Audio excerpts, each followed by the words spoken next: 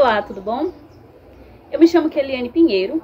Hoje nós vamos abordar um tema muito relevante dentro da fisiologia vegetal. Mas para começarmos, eu gostaria de fazer uma pergunta. Você já deve ter ouvido falar no processo de fotossintetização, não é mesmo? O processo de fotossintetização, ele acontece nas plantas, algas e algumas bactérias que se utilizam da energia luminosa, ou seja, a energia solar. Mas hoje, um processo na qual iremos abordar é o fitocromo. Você conhece o fitocromo? Já ouviu falar sobre ele? Não? Pois hoje nós estaremos abordando como ele funciona e de que forma ele ocorre nas plantas. Por que ele é tão importante? Qual a sua atuação? Hoje nós vamos aprender.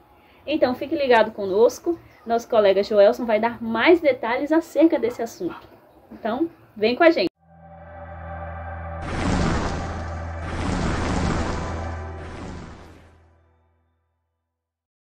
Então, pessoal, é isso aí. Me chamo Joelson Martins e agora eu vou abordar sobre o conceito e o que sabemos por fitocromo.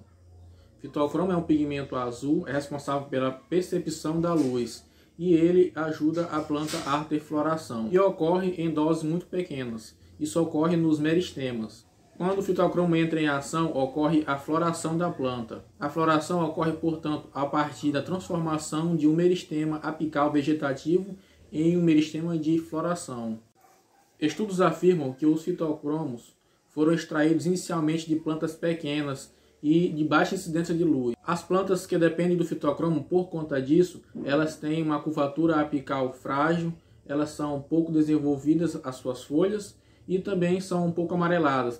E podemos considerar isso como o contrário da fotossíntese, que já tem folhas mais verdes, caules mais eretos e é bem mais florada.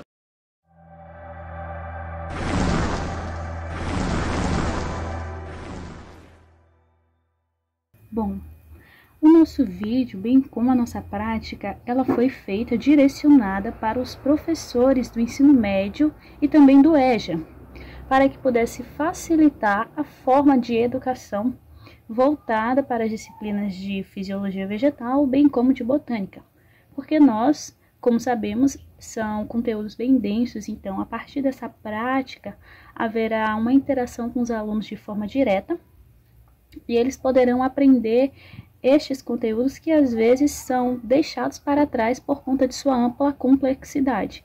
Então esperamos que essa prática ajude vocês a ter esse convívio, essa prática maior com a fisiologia e também com a botânica.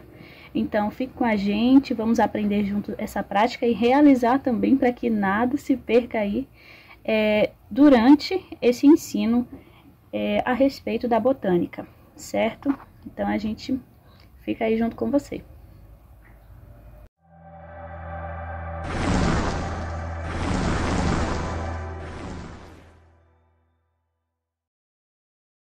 Utilizamos 2 potes de vidro pequenos, mais ou menos desse tamanho.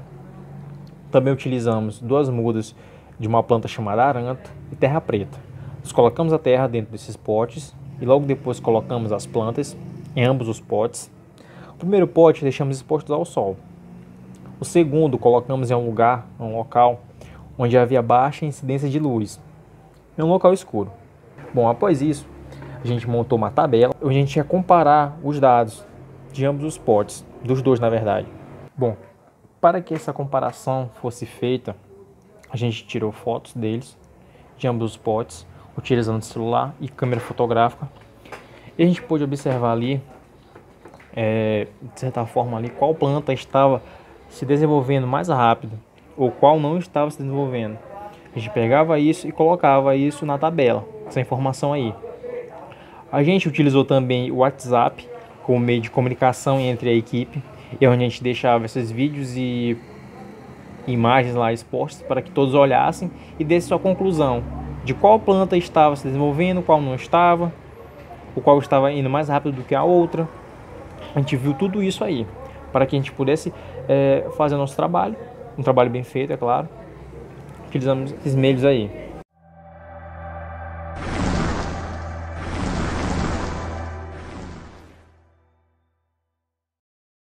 Bom, neste momento eu vou falar um pouco sobre os resultados e as comparações que tivemos com relação ao aranto. A gente escolheu duas amostras do aranto, para assim fazermos a observação durante o período no qual eu vou falar para vocês daqui a pouco. O aranto está sendo utilizado hoje para pesquisa de possivelmente cura de câncer, e ele é uma planta que tem um benefício muito grande com relação a isso. A gente colocou duas amostras, uma para receber raio solar, luz solar, e a outra para não receber qualquer tipo de iluminação. Foram feitos os testes no dia 18 deste mês, no mês 10, e foi concluído no dia 23 do mesmo mês. A gente pode ver que nas figuras que a gente tirou, a gente teve uma grande surpresa com relação ao desenvolvimento da planta. Já era de se esperar que a planta, ela colocada no lugar onde não há luz, ela tem um desenvolvimento muito fraco. A gente pode observar que nas folhas da planta, ela começava a ficar amarelada, porque ela não estava fazendo a fotossíntese corretamente. Então ela estava ficando uma planta fraca. Já na outra amostra que a gente colocou sobre a luz solar, ela teve um desenvolvimento que a gente esperava que ela tivesse, porque na verdade essa planta, ela não é planta de estar em baixa luz, mas sim numa luz que ela possa fazer a fotossíntese e possa também ter um desenvolvimento. Então, até a sétima observação que nós tivemos, a planta ela ia chegar ao declínio de morte. Por quê? Porque ela não conseguiria fazer mais a fotossíntese corretamente, e ela estava com um caule fraco, fragilizado, que a gente pode até observar nas imagens. E já na primeira imagem, que é colocada sobre a luz do sol, ela ficou bem desenvolvida, com uma textura de caule, de folha bem viva, porque ela recebeu a luz solar necessária e fez a fotossíntese para que assim ela pudesse ser desenvolvida ao longo do seu período. Então é isso, pessoal. A gente teve um resultado do aranto. Então o aranto nos deu um resultado excelente com relação a isso, e eu espero que todos se tenham entendido e tenham observado realmente mesmo o resultado final da nossa pesquisa com relação ao aranto.